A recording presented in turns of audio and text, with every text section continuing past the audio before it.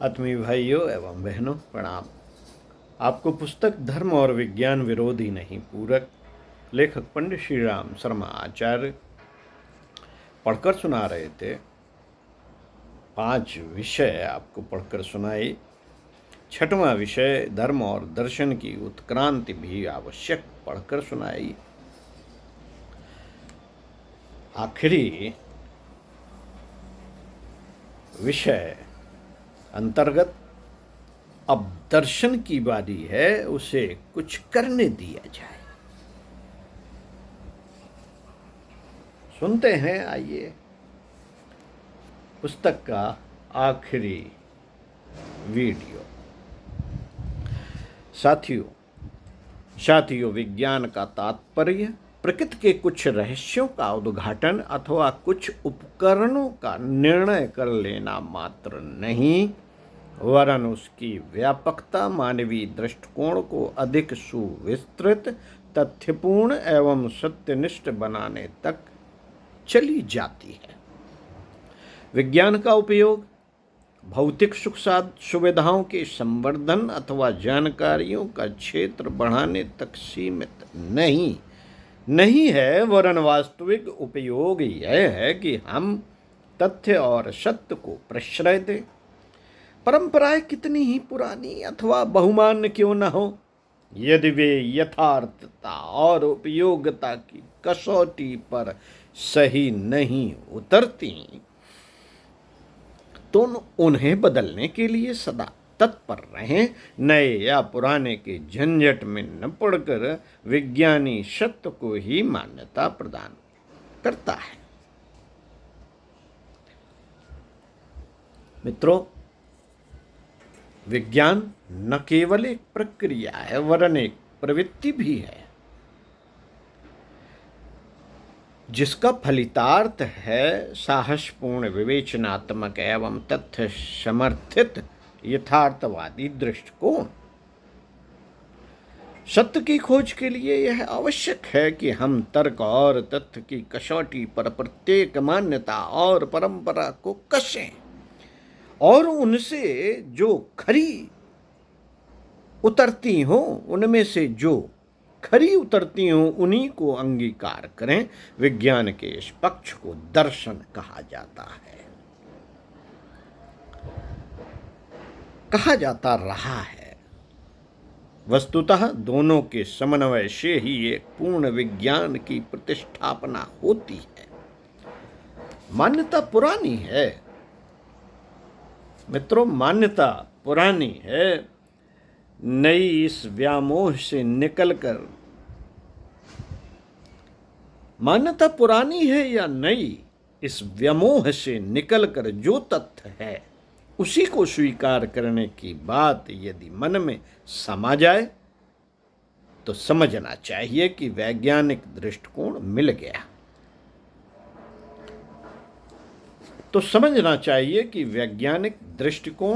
मिल गया। यथार्थवादी चिंतन और औचित्य का अवलंबन जिन्होंने अपनाया उन्हें विचार क्षेत्र का वैज्ञानिक ही कहा जाना चाहिए। दूसरे शब्दों में उसे दार्शनिक भी कह सकते हैं। साथियों, भौतिक विज्ञान की अपनी सीमा और उपयोगिता है। वह पदार्थ की स्थिति और गति का विवेचन करता है और वस्तु की मूलभूत सूक्ष्म सत्ता का पता लगाता है। वह सूक्ष्म से सूक्ष्मतर और सूक्ष्मतम तक पहुंचने के लिए निरंतर आकुल व्याकुल रहता है और अधिकाधिक गहराई तक पहुंचने के लिए अधिकाधिक प्रयास करता है। भावनात्मक क्षेत्र में भी दर्शन विज्ञान की गतिविधि इसी आधार पर अधिकाधिक कलात्मक और सौंदर्योपासक बनती जाती है। किन व्यक्तियों और किन पदार्थों की कितनी उपयोगिता है, इस स्थूल कसौटी की अपेक्षा वह उनकी स्थिति में सन्निहित महान संवेदनाओं की गहराई तक पहुंचने का प्रयास करता है। चेतना का सूक्ष्मतम स्तर है सत्यम शिवम सुंदरम। वस्तुओं में लोभ और व्यक्तियों में मोह का दृष्टिकोण बहुत ही स्थूल है। यह अहंता का पर आरोपण मात्र है। जिस संपत्ति को हम अपने अधिकार के अंतर्गत मानते हैं वह हमें प्रिय लगती है, और जिन व्यक्तियों को इसी अपने परिवार के मान लेते हैं उनमें आसक्ति बढ़ जाती है। इस प्रिय परिधि की समीपता सुहाती है और उसे बढ़ाने तथा रखने की ललक लगी रहती है। मित्रों, आमतौर से सुख संतोष की परिधि उतने ही क्षेत्र में अवरुद्ध होकर रह जाती है जो किया और चाहा जाता है, वह उसी सीमा में बंधा रहता है। यह अहंता की प्रतिध्वनि मात्र है। इसमें वस्तु के मूल सौंदर्य का दर्शन हो ही नहीं पाता और व्यक्ति लोभ और मोह के आडंबर देखता हुआ बाल कौतुकों में उलझा रहता है। कला, काव्य एवं सौंदर्य को भावनात्मक संवेदना तथा चिंतन की सूक्ष्मतर परिधि कह सकते हैं। नृत्य गायन कला नहीं। नृत्य गायन कला नहीं, कला का आवरण है। उस माध्यम से अंतःकरण में उल्लासपूर्ण स्फुरण उमंगता है, वह संवेदना ही कला है। अगर संवेदनाएं न उभरे तो कला नहीं। पिक्चर के किसी अच्छे दृश्य को देखकर, भावनात्मक दृश्य को देखकर अगर आंसू ना बहे, हमारे अंदर द्रवण पैदा ना हो, अंतःकरण में उस तरह के भाव ना उपजे, तो वो कला नहीं। साथियों, काव्य किन्हीं तुकबंदी या छंद विन्यास को नहीं कह सकते। शब्दों का आवरण उठाकर विशिष्ट स्तर के भावोद्रेक को सजाया भर जाता है। उन शब्दों को अंतरंग में जो कोमलता झांकती है और चेतना में गुदगुदी पैदा करती है, वही कविता है। सौंदर्य वस्तुओं की सज्जा, दृश्यों की शोभा एवं व्यक्तियों के अंग गठन पर निर्भर नहीं, वह तो प्रकृति की मृदुल एवं आत्मा की कोमल कांत संवेदनशीलता को अपने अंतरंग चित्रपट पर कलात्मक तूलिका के साथ चित्रण कर सकने की कलाकारिता है।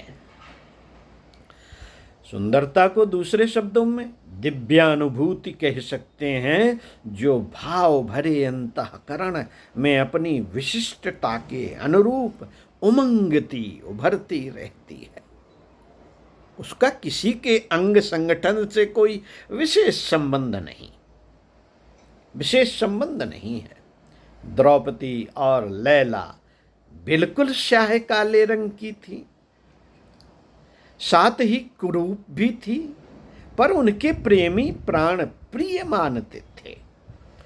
इसमें विशेषतया उन महिलाओं के अंग गठन की अथवा भाव की नहीं, आरोपण में श्रेय देखने वाले के अपने दृष्टिकोण को जितना दिया जाएगा उतना प्रिय पात्र को नहीं।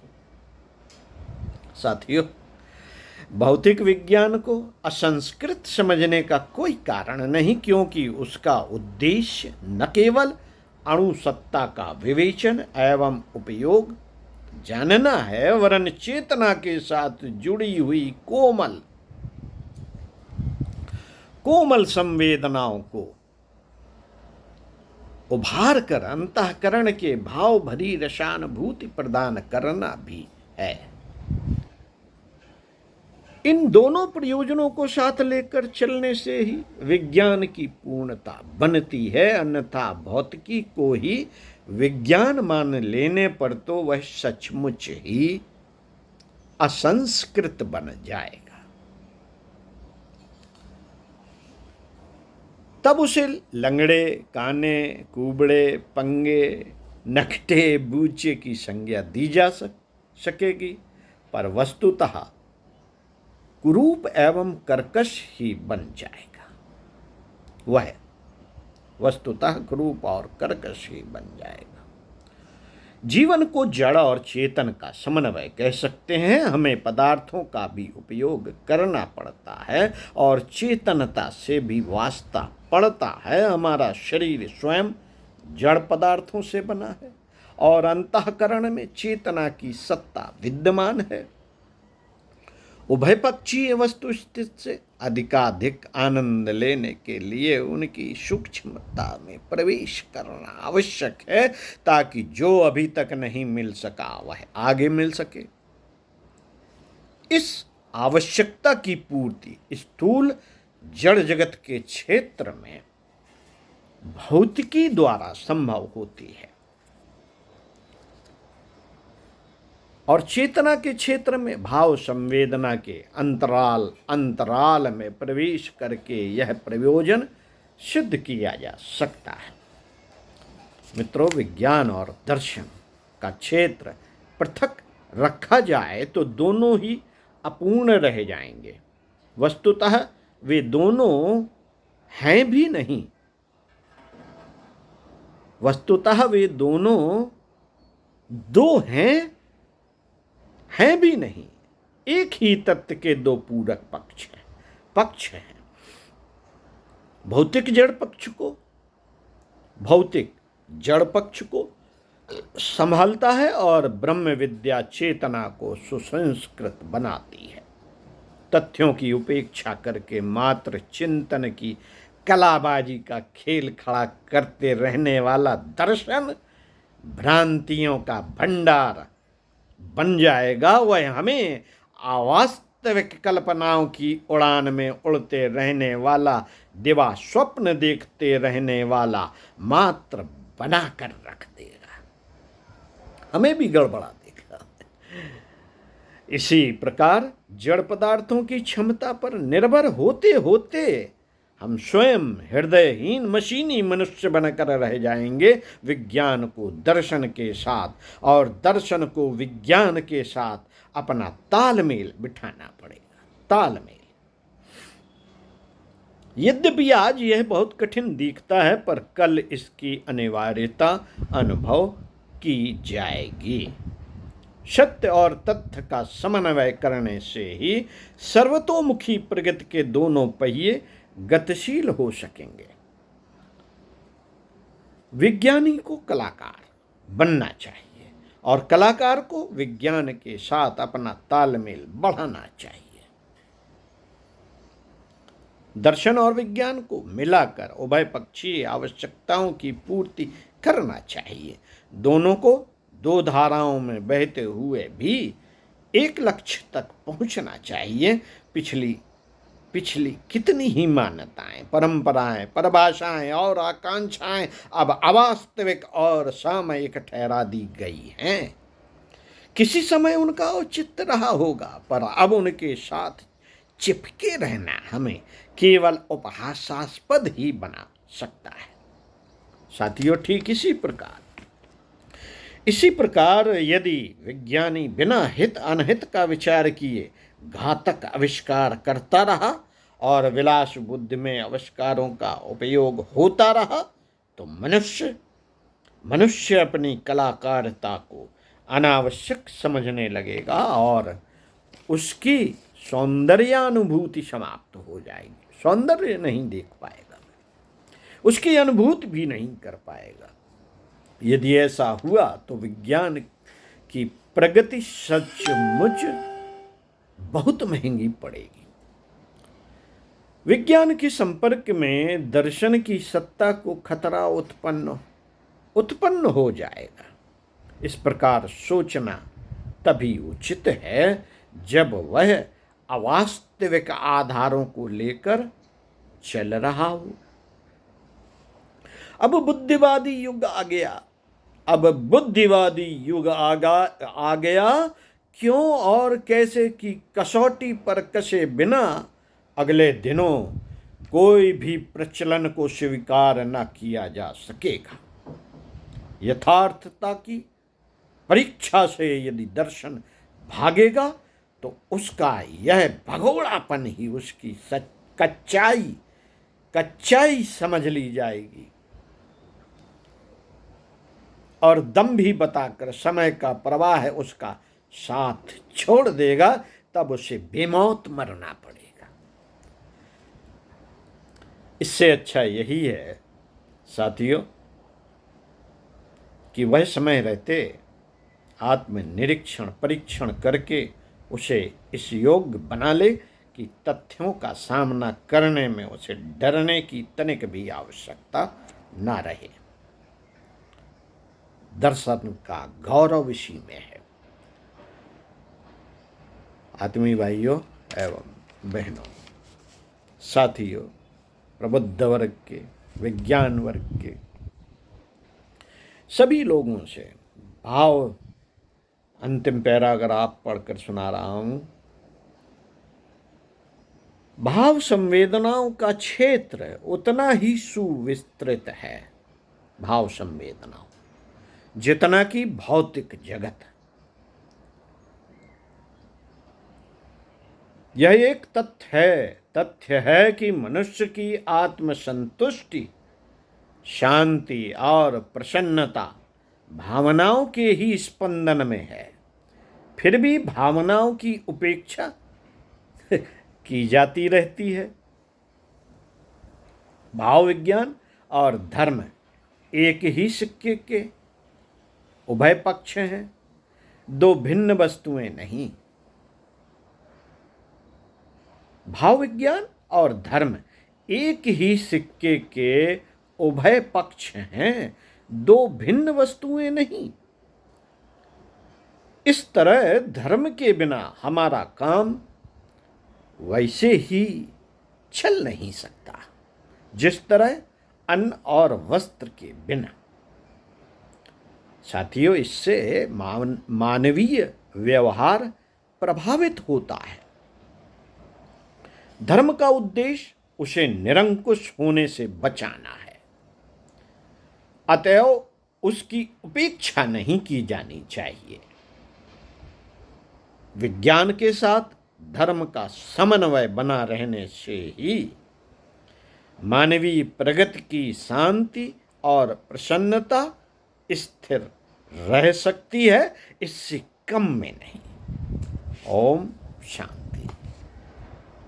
पंडित श्री राम शर्मा आचार्य। पढ़ते रहिए और सुनते रहिए।